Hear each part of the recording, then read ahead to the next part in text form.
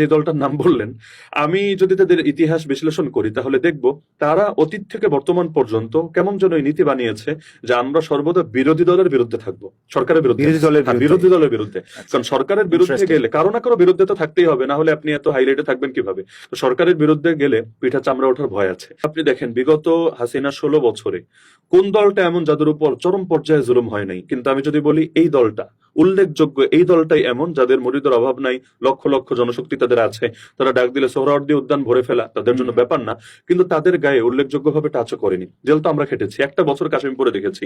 আমি তো ওই সময় কোনো রাজনৈতিক দলও করতাম না, অরাজনৈতিক কোনো দলও করতাম না, তারপর 1 বছর আমি থাকলাম, কই তাদের কাউকে তো আমরা সেখানে পেলাম না।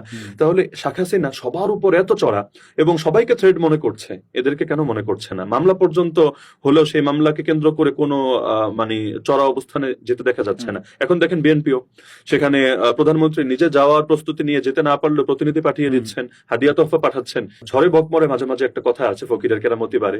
সেটা হলো এভাবে, যখন তারা যেহেতু মুরিদ সব জায়গায় থাকে, তারা এমন কিছু জায়গা থেকে নিশ্চিত তথ্য পেয়েছে যে হাসিনা টিকবে না। 16টা বছর পর্যন্ত হাসিনার বিভিন্ন ভাবে তারা পৃষ্ঠপোষকতা সরাসরি না বললেও হাসিনার নেকনজরে থেকে তারা রাজনীতি করে যখন বুঝেছে যে এই সরকার আসলে টিকবে না, এমন একটা সময়ে তারা মাঠে নামতে পেরেছে যেটা তাদেরকে একটা বিপ্লবী ইমেজ দিয়েছে এবং মুরিদদেরকে ধরে রাখতে এবং নতুন মুরিদ তৈরি করতে একটা সহায়তা জুগিয়েছে। কিন্তু সর্বোপরি যেহেতু শিক্ষিত মানুষ ওই দলে কম যায়, তো যার কারণে তারা আগামী দিনে খুব ভালো করবে এটা বোঝাটা মুশকিল।